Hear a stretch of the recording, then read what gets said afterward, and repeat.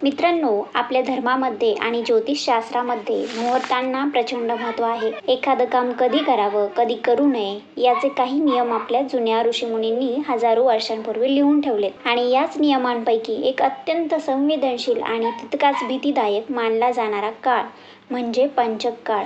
अनेकदा आपण ऐकतो, आता पंचक लागलं बरं का, आता हे काम करू नका, तिथे जाऊ नका. पण काय हो, खरंच पंचक काळ इतका अशुभ असतो का, की यामागे काही खगोलीय विज्ञान दडलेलं आहे? आजच्या या व्हिडिओमध्ये आपण जाणून घेणार आहोत नक्की पंचक म्हणजे काय, पंचकाचे किती प्रकार आहेत आणि 2026 या काळामध्ये इथून पुढे पंचक काळ कधी कधी येणार आहे. आणि हो, पंचक काळात आपण काय करावं आणि काय करू नये हेही बघूया. आणि सर्वात महत्त्वाचं म्हणजे या पंचक काळात एखाद्याचा मृत्यू झाला तर गरुड पुराणामध्ये कोणते अनिवार्य उपाय सांगितले आहेत. पण त्यासाठी हा व्हिडिओ शेवटपर्यंत नक्की बघा, कारण अर्धवट माहिती धोक्याची असते. आणि तुम्हाला व्हिडिओ आवडला तर लाईक, फॉलो, सबस्क्राईब नक्की करा. मित्रांनो, आपण सर्वात आधी साध्या आणि सोप्या भाषेत समजून घेऊया की पंचक म्हणजे नक्की काय. ज्योतिषशास्त्रात जेव्हा चंद्र कुंभ आणि मीन या राशीमधून प्रवास करतो तेव्हा त्या 5 दिवसांच्या कालावधीला पंचक असं म्हटलं जातं. नक्षत्रांमध्ये 27 नक्षत्र आहेत.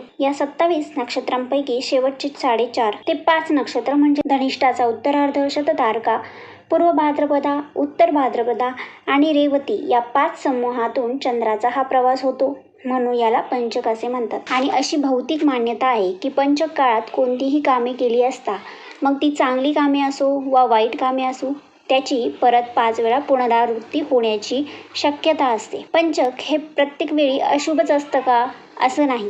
ते कोणत्या दिवशी म्हणजे कोणत्या वारी येतं त्यावर त्याची शुभ अशुभ फळे मिळतात. यावरून त्यांचे 5 प्रकार पडतात आणि त्या पंचकाची नावे बदलतात. रविवारी सुरू होणाऱ्या पंचकाला रोगपंचक असे म्हणतात. यामध्ये आजारपण येऊ शकते. सोमवारी सुरू होणाऱ्या पंचकाळात सरकारी कामात यश मिळते, हे शुभ मानले जाते आणि याला राजपंचक म्हणतात. मंगळवारी सुरू होणाऱ्या पंचकाला अग्निपंचक म्हणतात. या पंचकात कोर्ट कचेरीच्या कामात यश मिळतं, पण आगीची भीती असते. शुक्रवारी जे पंचक असते त्याला चोर पंचक म्हणतात. शुक्रवारी सुरू होणाऱ्या पंचकात प्रवास आणि पैशांचा व्यवहार शक्यतो टाळावा. शनिवारी जे पंचक असते त्याला मृत्यू पंचक म्हणतात, जे अत्यंत घातक, वेदनादायी आणि संकटाचं मानलं जातं. परंतु बुधवार आणि गुरुवार या दिवशी येणाऱ्या पंचकाला सौम्य पंचक किंवा दोषमुक्त पंचक मानले जाते. या पंचकाचा कोणताही मोठा अशुभ प्रभाव नसतो. बुधवारी आणि गुरुवारी सुरू होणाऱ्या पंचकाला दोषमुक्त किंवा सौम्य पंचक म्हणतात. एकंदरीत तर काय, तुम्हाला पंचकाचे 5 प्रकार कळले आहेत. आता आपण बघूया या पंचकात शास्त्रानुसार कोणत्या गोष्टी करायला मनाई आहे. सगळ्यात पहिली गोष्ट, दक्षिण दिशेला प्रवास करणं टाळावं, कारण दक्षिण दिशा ही यमाची दिशा आहे आणि पूर्वजांची दिशा असते. त्यामुळे पंचक काळात शक्यतो या दक्षिण दिशेला प्रवास करणं टाळावं. आणि जर तुम्हाला दक्षिण दिशेला जाणं आवश्यकच असेल तर जाण्यापूर्वी हनुमान चालीसा, बजरंग बाण वाचावा. तसंच उत्तर दिशेला काही पावले आधी चालावं आणि मगच दक्षिणेला जावं. दुसरी गोष्ट म्हणजे या पंचक काळात घराचं छप्पर किंवा स्लॅब टाकणं, विशेषतः रेवती नक्षत्रामध्ये त्याचं छप्पर टाकू नये. असं केल्यास तिथे गरिबी येते, भांडणे होतात, वास्तूत राहणाऱ्या लोकांना त्रास होतो. तिसरी गोष्ट म्हणजे बेड, गादी इत्यादी गोष्टी खरेदी करणं. यामुळे घरात मोठा आजारपण किंवा अकाली मृत्यू ओढून आणला जाऊ शकतो, अशी मान्यता आहे. प्रत्येक गोष्ट मी मान्य नाही करत, पण जे काही ज्योतिषशास्त्रात सांगितलं आहे ते मी सांगते. चौथी गोष्ट आहे, धनिष्ठा नक्षत्रामध्ये लाकूड, गवत, कोळसा यासारख्या ज्वलनशील वस्तू साठवून न ठेवता, त्यामुळे घराला आग लागण्याचा धोका असू शकतो. पण हा लक्षात घ्या की पंचक काळात सर्व गोष्टी वाईट नसतात. काही गोष्टी तुम्ही बिनधास्त करू शकता. जसं की तुम्ही या काळात साखरपुडा, लग्न, गृहप्रवेश, मुंज, उपनयन संस्कार हे योग्य तिथी पाहून नक्की करू शकता. तसेच रेवती नक्षत्रात न्यायालयीन कारवाई कामे करणं अत्यंत शुभ असतं. आता आपण बघूया 2026 मध्ये कोणत्या तारखेला कोणतं पंचक आहे आणि त्याच्या तारखा कोणत्या आहेत. परंतु आता जूनपर्यंत ते पंचक तर आधीच होऊन गेलेलं आहे. त्याचा विचार न करता जून 2026 पासून पुढे डिसेंबर 2026 पर्यंत येणाऱ्या पंचक तिथी किंवा तारखांचा विचार करूया. तर यावर्षी जून 2026 महिन्यात 6 जून 2026 म्हणजे शनिवारपासून 11 जून 2026 पर्यंत असणार आहे मृत्यू पंचक. हे धोकादायक पंचक असतं. जुलै 2026 या महिन्यात 4 जुलै पासून 8 जुलै पर्यंत असणार आहे. त्याला मृत्यू पंचक म्हणू शकता. 31 जुलै 2026 पासून 4 ऑगस्ट पर्यंत चोर पंचक असणार आहे.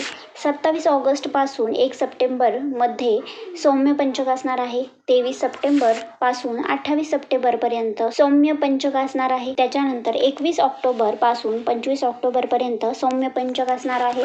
17 नोव्हेंबर पासून ते 22 नोव्हेंबर पर्यंत अग्निपंचक असणार आहे. त्यामुळे सावधान राहा. 14 डिसेंबर 2026 पासून 19 डिसेंबर 2026 पर्यंत राजपंचक असणार आहे. हे शुभ पंचक आहे. तुम्हाला मी या तारखा व्हिडिओ खालील डिस्क्रिप्शन मध्ये टाकल्या आहेत, त्या तुम्ही केव्हाही वाचू शकता. आणि हो, पंचक काळात मृत्यू पावणाऱ्या व्यक्तीला लवकर मुक्ती मिळत नाही अशी मान्यता आहे. आणि असंही म्हणतात, पंचक काळात मेलेल्या व्यक्तीवर योग्य अंत्यसंस्कार किंवा मृत्यू संस्कार झाले नाहीत तर पुढच्या 12 महिन्यामध्ये त्याच घराण्यातील 5 लोकांचा मृत्यू होतो असा समज आहे. म्हणून याला मरण पंचक योगही म्हणतात. या भयानक योगातून सुटका करण्यासाठी गरुड पुराणामध्ये काही उपाय दिले गेले आहेत. ते तुम्ही योग्य, शिक्षित आणि ज्ञानी ब्राह्मणाला विचारून करू शकता. म्हणून मित्रांनो, पंचक म्हणजे खूप काही भयानक आहे असं अजिबात नाही. शास्त्रीय उपाय करून आपण पंचकातून स्वतःचं रक्षण करू शकतो.